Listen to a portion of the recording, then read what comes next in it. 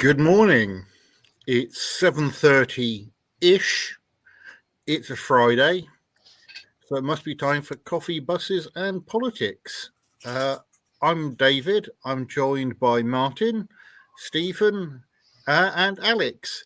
If you can hear the sound of munching in the background, we got a new feeder for the cats, and they're quite loud. So if you can hear that, that's going on out there.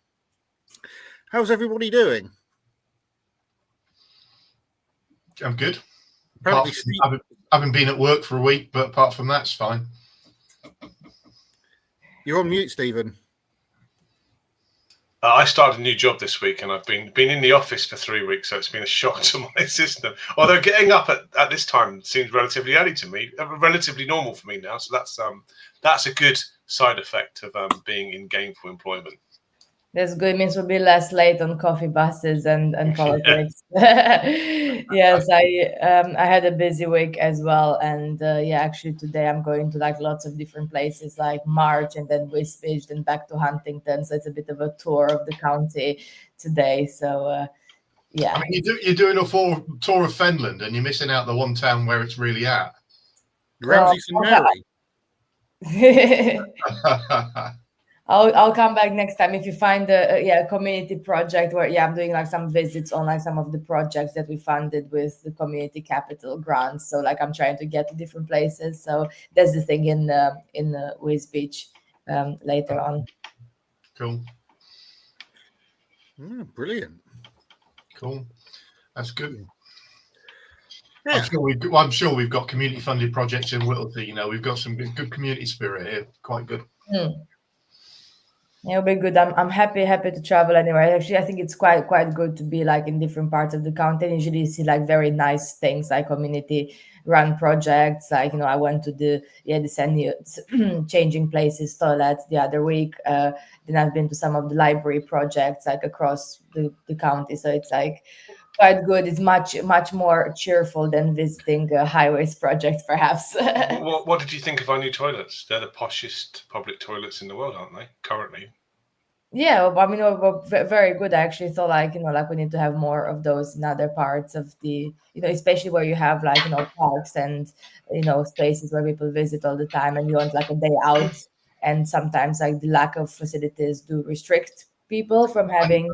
And welcome everybody to Coffee, Buses, Politics, and Toilets. Yeah. So back to roads, David. You shared an article about some news about the Fen roads. Yeah, no, I mean, mostly just want to sort of just because I saw it, because I thought it was interesting. I'll share the link in the sort of Chat-O-Matic thing. So it'll appear in some places, but not everywhere. It's linked to an article in the Hunts Post. Obviously, we know there's issues with a lot of the roads in the Fens, basically because they're in the Fens, or at least the ones that run over the sort of traditional Fenland soils. As I understand it, Martin, you may well know better than, well, actually, everybody will know better than I do, but it's pretty tough terrain out there. Well, not tough, but the land tends to move because it's going over fen. And as we know, a lot of the roads going out that way are not great. So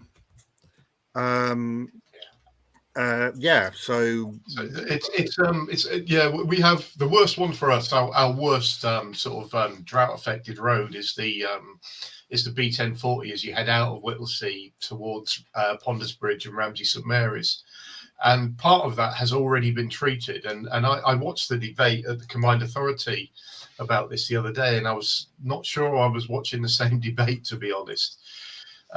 If you look at people and what people from Whittlesea are saying, they're saying the roads are worse than they ever have been. I don't buy that. I think overall the roads are flatter, but where they have dipped, they've dipped a lot more, and it makes it a bit more dangerous, to be honest. What I'm hoping is the bits where those dips are are outside of the area that they covered and done with this new stuff. But some of them have been, you're getting on for a meter deep, and you're literally coming along and you're going down a dip that's a meter and then going up. And some of these roads are sort of, one of them's a 60-mile-an-hour limit with a temporary limit on it. And in the past, we have had people come off the roads because of the state of it. So if it solves it, it'll be fantastic. I'm just a bit skeptical. So for the road that goes from Chatteris to Ely, that there's a straight bit on that where it's a bit like going on a roller coaster. Yeah. where it's it seems to have happened all the way along. I don't know. I just thought an interesting one, because they're trying new technology, which is or new. I don't know if it's completely new. Excavating and filling using a lightweight recycled product. Deep soil stabilization underlying soil, and ex situ recycling, creating a flexible road. I don't know. Anyway, it's a trial. I just thought it was quite good, just because having been in cars in the Fens, even I'd noticed that in places it is a bit bumpy. Yeah, I'd say I'm pretty sure they've tried some of this in on Ramsey Road, and that's where I have my concerns. As I said, there's one particular on the bend as you come out of Whittlesea that was absolutely horrendous. And as you drive along that road, I don't do it at night anymore unless I can avoid it. I come A14, A1 way home, but coming back from Huntingdon, there are times where they've had to put what they used to have was where the road had started to dip, and to say it's like a roller coaster. They used to have bumpy road signs, beginning and end, as you would expect. What they've started to have to do now is on specific bumps, they've had to put signs. And they'll say, I'm hoping it's areas that haven't been covered by this new trial, because otherwise they've got some rethinking to do. Is the reality about it. But the other part of that is there is some argument in this locality that the county council have diverted funds away from the Fen roads. I've seen this on social media commentary in the last little while, and I think it's because the county have moved to a new system where they're literally scanning the roads all the time and looking for road condition, which they didn't used to do before, and looking at road condition rather than just giving blanket sums of money to different areas of the county. That's as I understand it. I'm not an expert, but I mean, the trial. So I'm just reading the article. The areas they're trying are Holm Road and Herne Road near Ramsey St Mary's. So hopefully those are new bits. I think one of the other things for me that was interesting was obviously we have the combined authority, because the idea came from the county council, but has gone to the combined authority. Why? Because isn't the county council the highways authority for around here? I don't understand what it was doing at the combined authority. Is it spending county council money, or is it government money? Because the combined authority tends to be a channel for government money, doesn't it? And government spending and bigger projects that the county council can't do itself, like the bridge in Whittlesea, which is not working properly. That was a combined authority project, wasn't it, or partly funded by the government and combined authority? Yes, but remember the origins of that bridge precede the combined authority as well. Yeah. You're right. No, they're looking for £1.5 million for the trial. And increasingly, that is the role of the combined authority, isn't it? Is bringing investment into the area. So I'd say it's one of the roles of the combined authority, and it's an important one. Yeah. And especially on innovation and like those trials as well. Like if you look, for example, like in the south of the county with this different mixed views about the Greater Cambridge Partnership covering City and South Cambs, and how some of the government funding from there is used for, let's say, residence parking schemes now, or like some of the bigger projects, or improving Newmarket Road. But I get how it's like really frustrating when you don't know like who is responsible for what, because, for example, on some projects it's, well, the county won't necessarily and shouldn't really invest a lot of money to maintain something which will be redone in one of those bigger projects, like, let's say, in the south of the county, GCP projects later on. So it's probably to do with the funding. But what really not surprised me, because I knew this, but it shows the scale of the issue. It says on the article that the committee report says that more than 40% of Cambridgeshire's roads lie on peat-based soils, which of course expand and contract significantly when they dry out or become saturated. I think like lots of the issues with the roads are, of course, based on how they're built. And while this project is good, it of course won't sort out all the issues with all the roads that would need redoing, and probably fixing every one of them is well beyond the overall national government allocation in the budget of like more money for potholes. So but when it comes down to it, we know we've got a problem in the Fens, and we know it eats up money that could be could be used elsewhere. And the reality is, if we can put a bit of investment into something that actually makes it cheaper to maintain, that's worth doing. And if it's £1.5 million that's coming in for the combined authority, I know for some people £1.5 million sounds like a lot of money, but from a public sector perspective, it's tiny. It strikes me as a no-brainer. You try this and see if it works. I'm still a bit confused because I know they tried a new road service on the Ramsey Road out to Ponders Bridge a few years back, and that involved recycled materials. So it might be another new project using a different form of recycled materials, but I know they did, because they closed it for a long time. I guess soil affected roads affect all of us, don't they? Because no matter what your local road, you walk around with our local highways officer. So every area's got its own highways officer, and things are always worse in the Fens. And so you're always competing with money, with more serious conditions, despite the fact that all of our roads, I mean, I live a long way from the Fens, but all of our roads are knackered, but just they're a bit more knackered in the Fens, and it's difficult, isn't it? Yeah, as I said, that locally, we're starting to see some councillors make a noise about the fact that the county council have diverted funds towards Cambridge and away from the Fens. And I know I've seen the response from the county council, which sort of makes sense, which is that, what they're doing is sending these machines around that are measuring the condition of the road all the time, and they're allocating funds based on actual measurement rather than, just a traditional and history and political pressure. But but you can see what's coming up in May, can't you? And you can see where that comes from. But those comments are certainly out there. Yeah, I'm not sure if it will work well in Cambridge, because in Cambridge, actually, what I noticed, since really 2021 is some of the stuff went a bit quicker, in the sense that I don't report something to get fixed a little bit quicker than before. However, I think overall, I don't think the road conditions are necessarily perceived as better in Cambridge City. I think it's mainly yes, maybe perhaps more funding was allocated, but the maintenance funding really doesn't.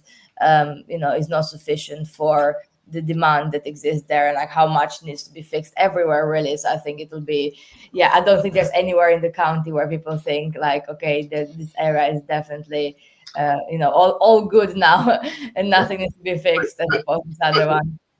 I agree with you, and 2 points here. The first one is, you're right, but there is this historic feeling around Fenland, amongst a lot of people, that all the money gets diverted to Cambridge. And I have to say, I've heard the opposite argument in Cambridge as well, and I understand that. But this conversation about roads and road maintenance, it gets pushed in that direction, because for politicians, it's an easy direction to push an argument to win a few votes. It's not good politics, but it is politics.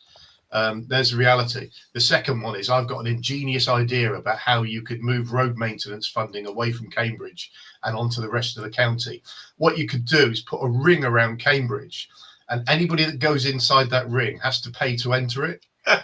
What And then a what great you idea. do is reduce the amount of cars in Cambridge and reduce the amount of money you spend maintaining the roads. Yeah, hopefully that's something we can discuss in the next council, because it's a very innovative So idea. it's like a zone to make travel more sustainable. Oh God. Yeah, absolutely. You'd free up space for buses and all sorts of things, wouldn't you? You'd make it easier for people to cycle in. And those few people that choose to pay to go into Cambridge by car, they'd be able to drive in without sucking on somebody's exhaust for 2 miles. That seems completely uncontroversial, and I can't imagine anybody. Yeah, I know. Anyway, before we rehash that and give all the county councillors paroxysms of fear, something else we saw. This is actually prompted by someone called Sophie Corcoran. A tweet. I've started a campaign across Cambridgeshire to push our mayor to keep the £2 cap. If you're from Cambridgeshire, please share and sign this petition. We cannot burden low-wage workers an extra £520 a year just to get to and from work. And it links to St Neots and Mid-Cambs Conservatives, but whatever. Do you think that's something that would be? I don't know what the money situation is. I mean, is that something that, as things stand, the combined authority has the power to do? And if so, would it be a good thing to do? The second bit, we'll see. But the first bit, certainly other combined authorities, I think the West Midlands and Manchester have said that they intend to subsidise the buses so that they keep the £2 fee. Yeah, I was doing some reading on what happens in Manchester, but I think it's it's difficult because the question is, yes, where the money will come from, because at the moment the £2 cap, like obviously the bus operators get money from other sources to subsidize those. You remember when some bus fares were like 5, 6, 7 or more in some areas, and how this cap came in. So obviously the question is again about money, and what I find really interesting is now we have like petitions, like political petitions from from parties that previously opposed, for example, a mayoral preset, which of course is used to subsidize and to plug in the routes that were taken out by some operators because they weren't profitable, or some of the village routes. But also, like for example, when the mayor introduced the £1 Tiger Pass as well, again, that's something that doesn't necessarily cost £1 to do. Like the money has to go from somewhere, so the bus operators get at least an additional, like as I understand, like £1 on top of that, like £1 the young person pays to be able to stay in the service. And it's a question we can ask again Stagecoach and some other bus operators who are joining us next week on Coffee, Buses and Politics. But what I would say looking at this is like, yes, like obviously I would agree, as long as there is a sustainable way to find the funding for this. And then the second thing is, what I would say is, this really reminds me of the general election and a throwback to the petition on let's fix the potholes and tell your like conservative prospective parliamentary candidate where the potholes are in his local survey, and then they'll all be magically fixed. And I have to say, with this one, if it will work, it wouldn't work via like a petition that collects your data for subsequent campaign emails. Obviously, political parties are allowed to do whatever they want. I can also make a Labour petition, or people can make an independent Lib Dem petition, but that's not how the decision usually is arrived at. But I mean, it's the same sort of politics I'm seeing time and time again from the Conservatives now they're not in power. My understanding is that the bus tax, the subsidy that government was giving to enable this, was going to run out, and it was time limited for the Conservatives. And so this is a Conservative policy. And what the government have done is rode back a bit on the policy, partly because they weren't quite getting the gains and the benefits that they expected to. It's difficult to know what the gains and benefits are, because I've talked to Stagecoach and I've talked to Ed Cameron at Whippet about this, and it was introduced just after COVID, wasn't it? And so there's no real baseline for it, and it's not universally popular amongst bus operators, because they don't know, if it's costing them money or if it's making them money.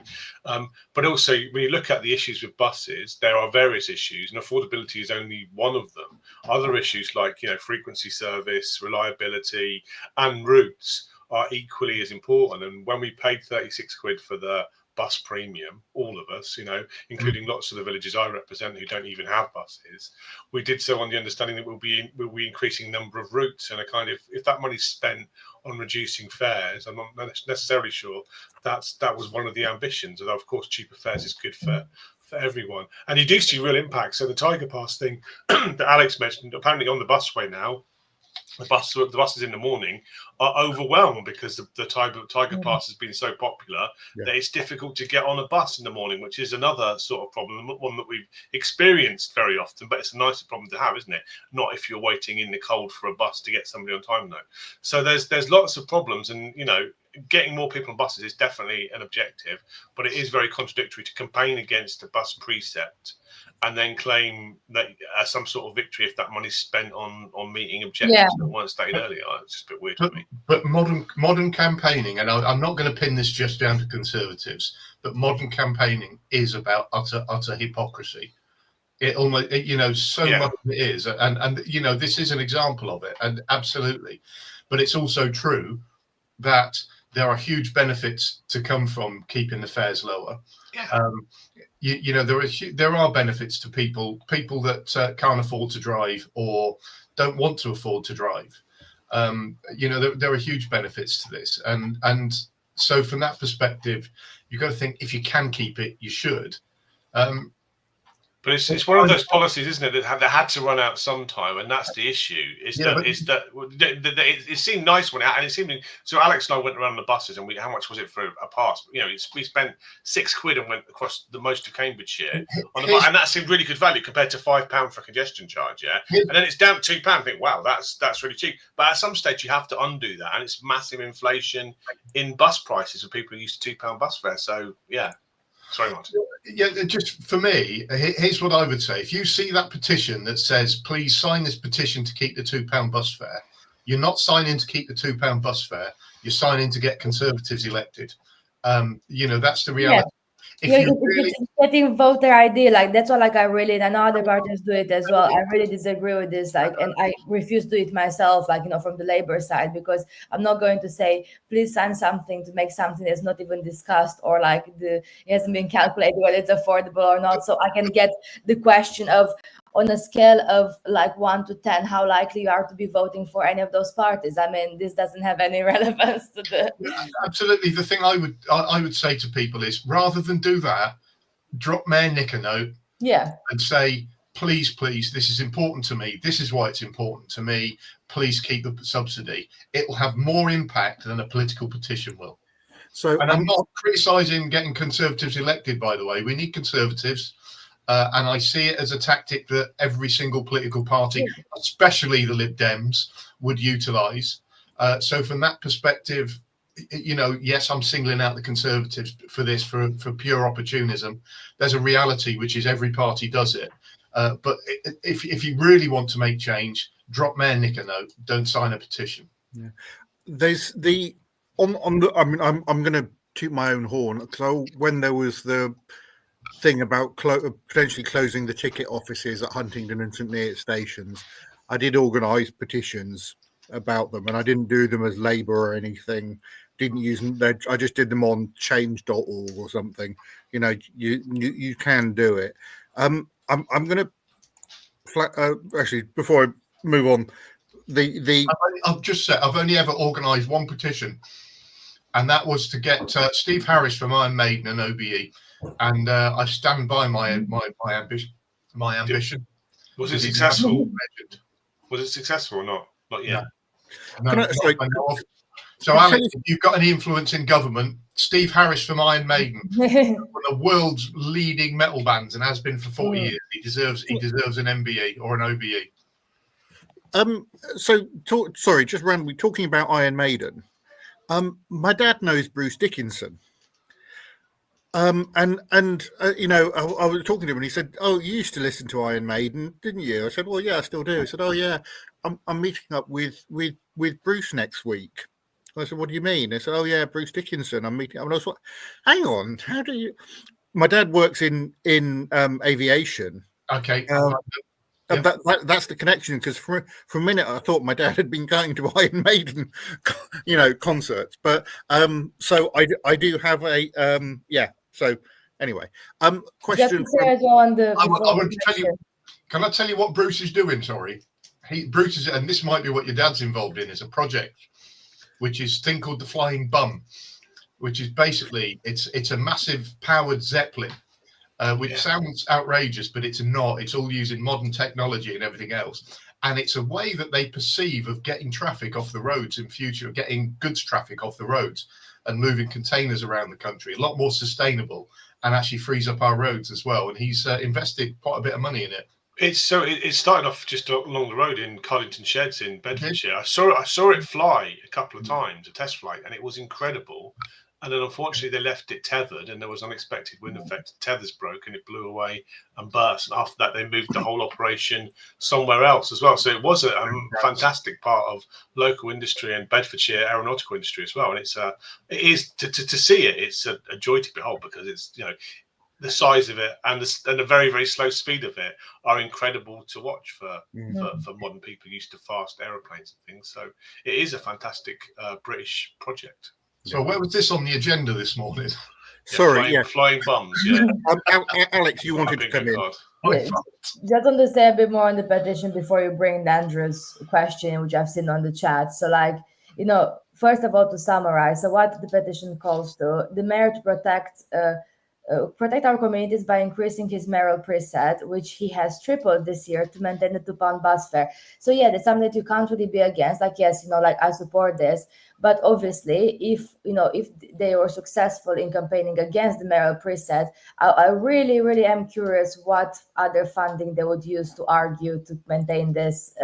If the campaign to stop the mayoral preset or not to have it was in place. That's just a question. But I just want to say, I really agree with Martin. Like, if you want to to have your views known. So first of all, there's still the bus franchising consultation going on, like for, a few days. You can mention this, the £2 bus cap, really helped me in addition to the other questions in the comments.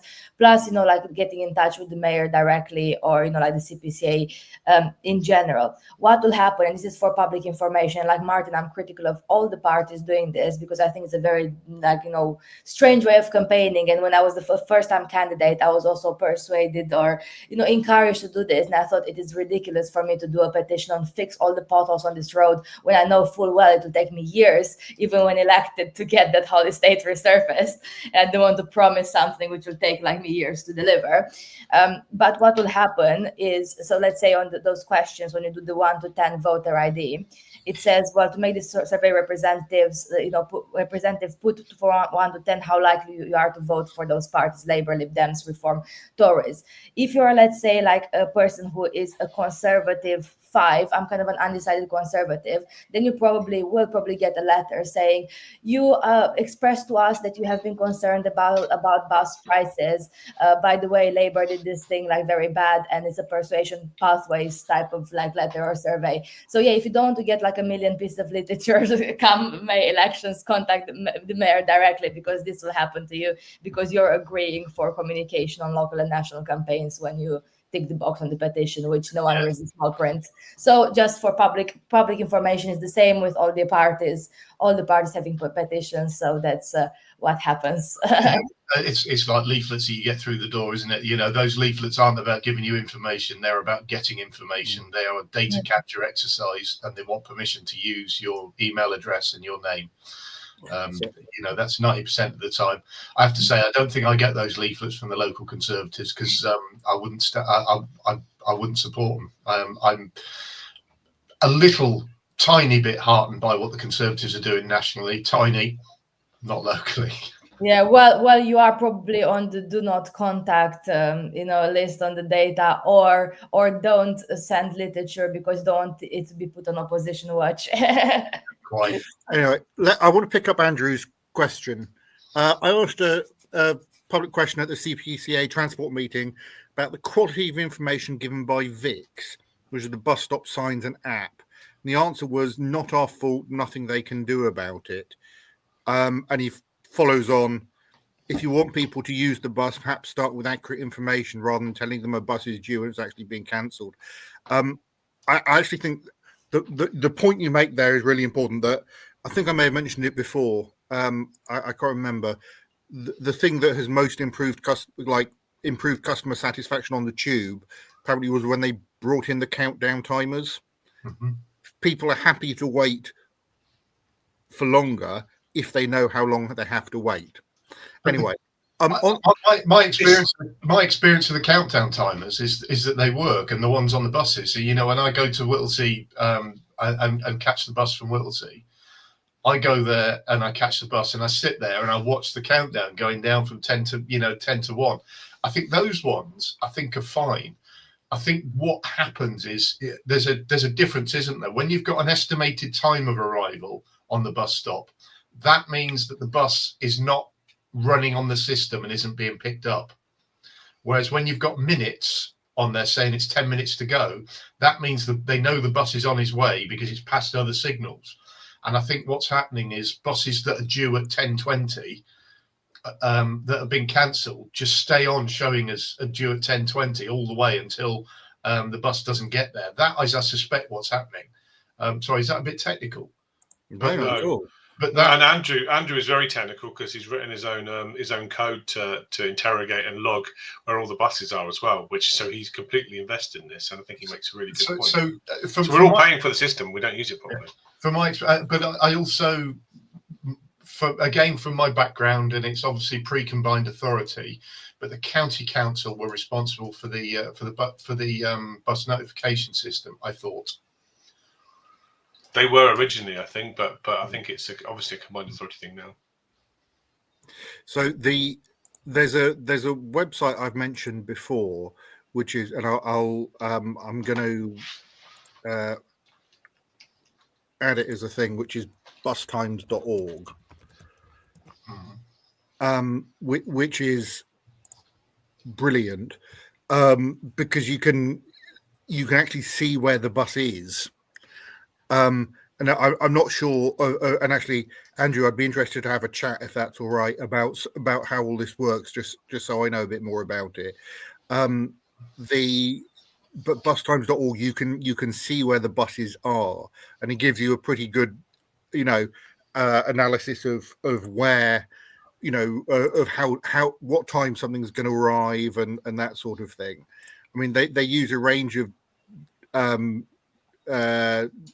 data sources, but yeah, it's I don't know. It is possible to do because it's because it's doable.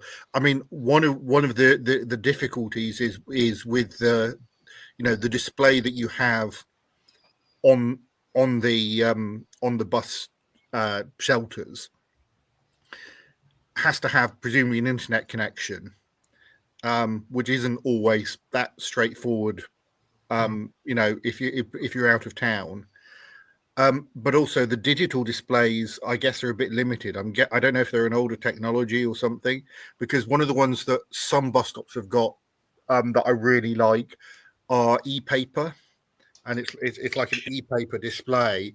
And you can sort of bring it up, and it just presents the information a bit more nicely. But particularly when it's a bus stop that has lots of buses, lots of different routes that go through it, it's a nicer way of doing it. The countdown timer at Huntingdon bus station, they've got a big thing that looks like a giant iPhone. That's pretty accurate as well. I mean, my thing about all the technology and everything else is great. All the technology and everything else, and improving it and having paper-like screens and all those things. Let's get the thing right first. Let's get the information on there right. Make sure it works properly, and then let's look at the other stuff. Because the LED screens that they use now, the LED, but the ones they use now, they're easy enough to use. Yeah, no, the dot matrix ones are, but I don't know. They are. I mean, I think the information might be out there, and it's a case of plugging things together. Not sure. Yeah, no, it's but an interesting one on the bus front and the petitions and so on.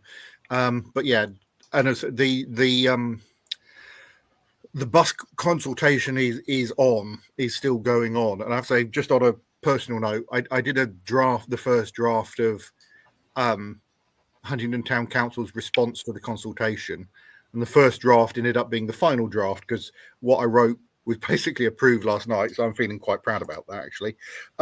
So the last thing I think we were going to talk about, and we haven't got a huge amount of time to talk about it, is solar panels, solar farms. There's a new proposal for a new one in South Cambridgeshire, but from a company called Downing Renewable Developments. And I don't know, just generally, I thought it'd be an interesting one to talk about because people seem to be really quite concerned about them.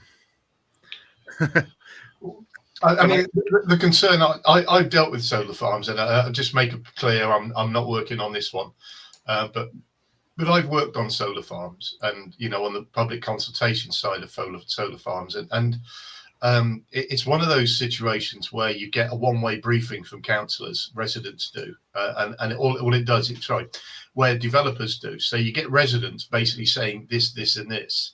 Councillors will come to you and say this, and this. And when you give them the alternative story and scenario, it never goes back the other way. And so there's a couple of things. First of all, we've just had Trump elected in America. Okay, we don't know the impact of that, and I know we don't want to talk about that topic here. But one of the things Trump is talking about doing, is changing his relationship with the rest of the world and the way America trades.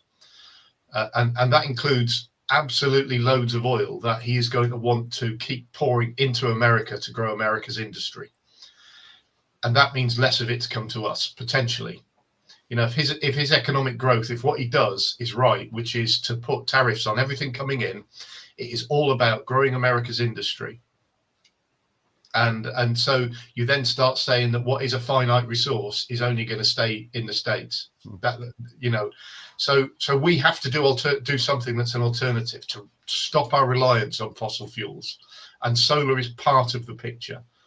And the argument that people always use is that you're taking up valuable farmland.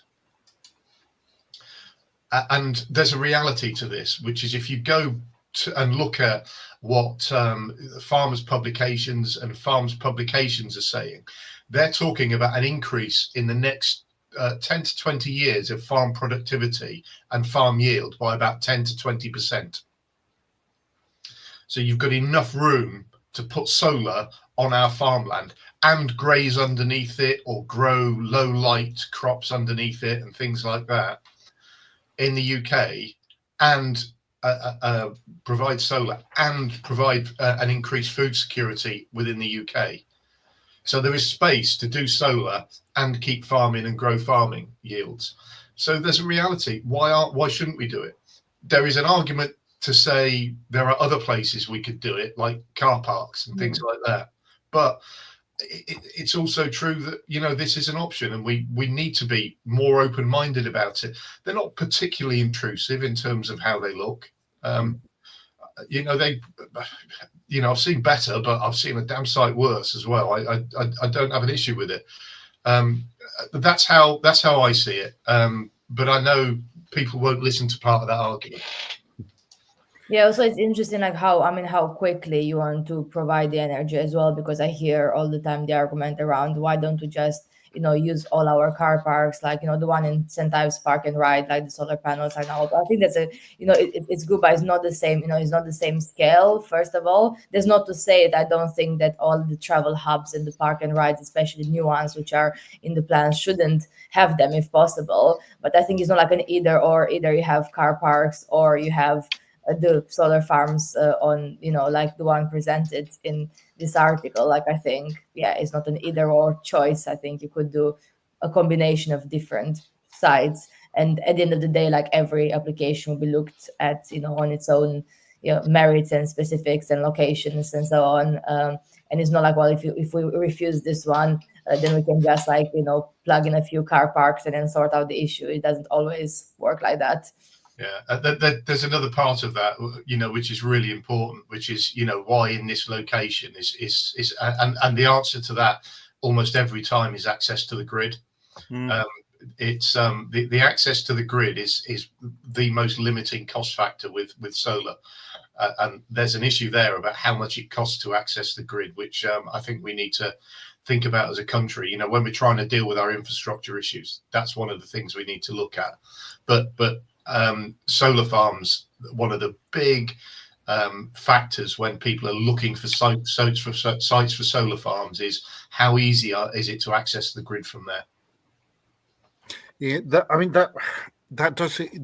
was one of the delays with the St Ives solar, wasn't it? It was grid access. I mean, I know there's things. There's going to be more development. Everybody keeps saying the planning system is too complicated. Everything takes too long, and I have to say, I kind of think the solar panel, having the solar panels is good. I wish we built more nuclear about 10 or 15 years ago, but that's not where we are. And I just can't help but feel that every watt you're generating with solar power is a watt you're not generating by burning something. And like I keep saying, Little Barford Power Station, which powers most of the county, and I guess Kings Lynn Power Station from the other side, not in our county, but also powering part of it. Little Barford Power Station kills on average 12 or 13 people a year from emissions fuse and people dying in accidents in extracting gas. And so the more we can reduce that, that's on a similar level to COVID, but every single year. Yeah, no, I know, absolutely right. And it would be, and at some point hopefully we'll get storage and stuff. I don't know. It just seems like something that we want to do. But for me, I'm sort of quite in favour of them. Okay, not everywhere, but it just feels a lot of the time the opposition comes down to we don't want that thing over there. Here's my challenge about nuclear. Okay, and first of all, you're talking about 25 years down the road. So if we'd started 15 years, we've got another 10 years to wait. Secondly, if you can do everything through renewables, why would you do nuclear?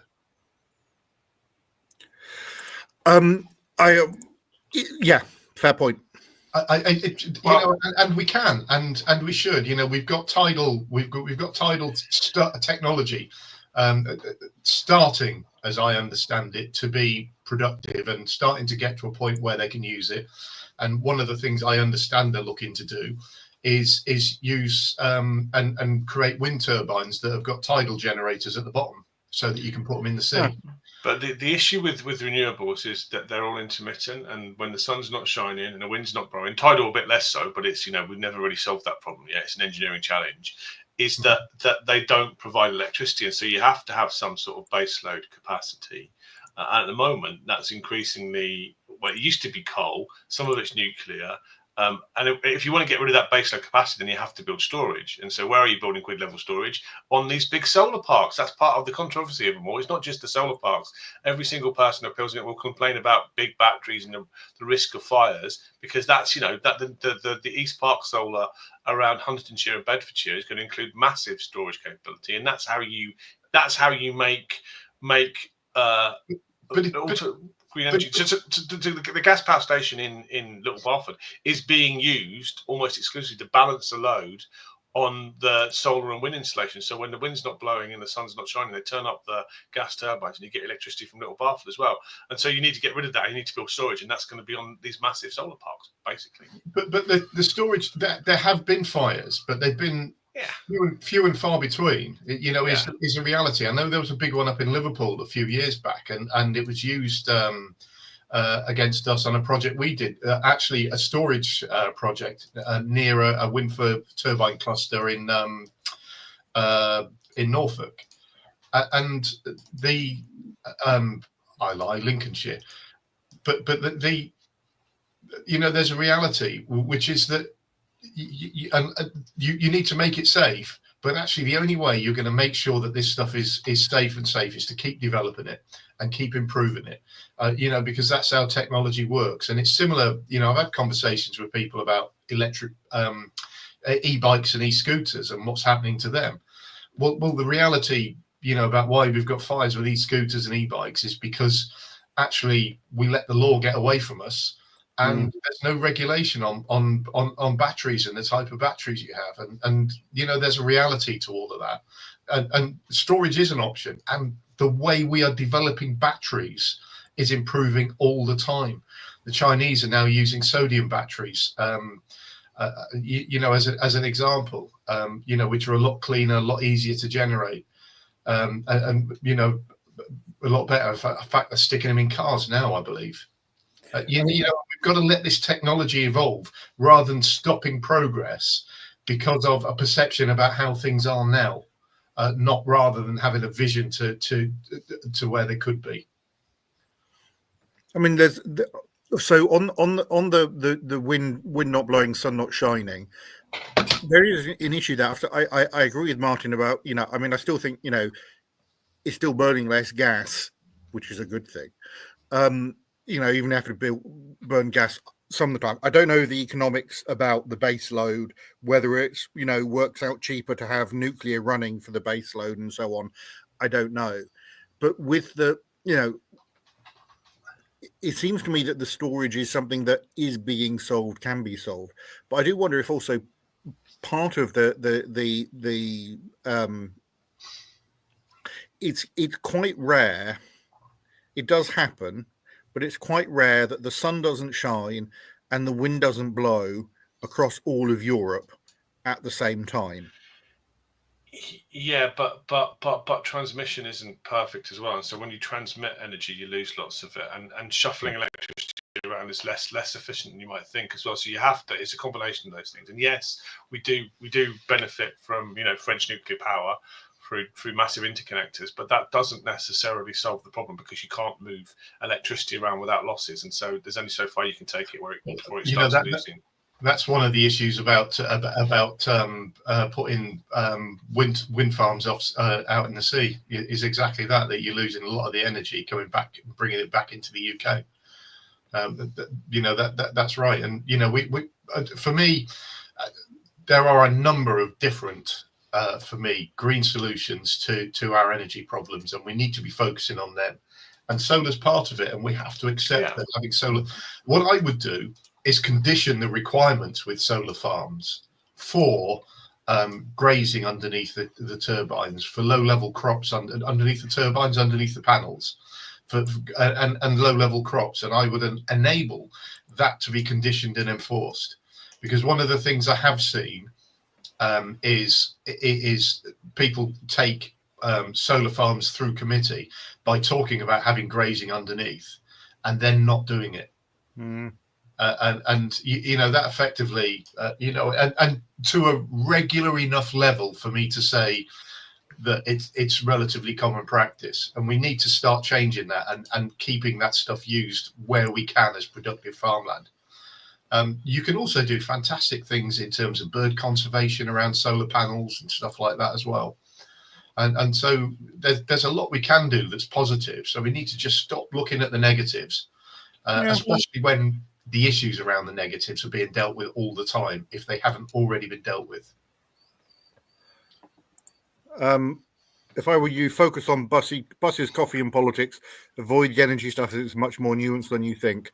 But if we're going to talk about political issues, energy is a political issue. So for me, why not? Yeah. I think we're probably close to wrapping up because I think people have got to go and work. What are we doing next week, Alex? So next week, and Andrew will be pleased, we're back to a session only about buses, and we have again representatives from Stagecoach and hopefully a couple of other operators to speak about franchising as we're approaching the end of the consultation and the last chance for people to fill in the franchising consultation, as well as some of the many questions and issues around the impact of congestion on buses in Cambridge, which has been worsened a bit on some, or a bit or a lot on some routes over the last few months. The impact of the £1 Tiger bus pass on like passenger numbers, as well as on services in general.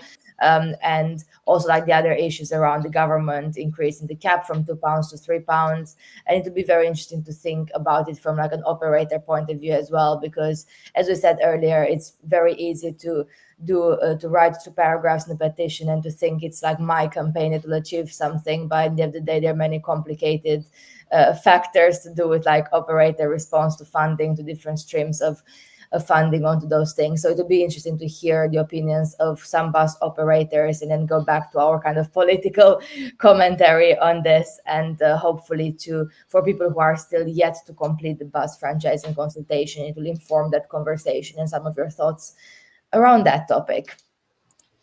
Brilliant. Well, we'll look forward to that. Thank you all very much for coming this morning. And well, we'll see everybody next week. See you next week. Bye-bye. Cheers.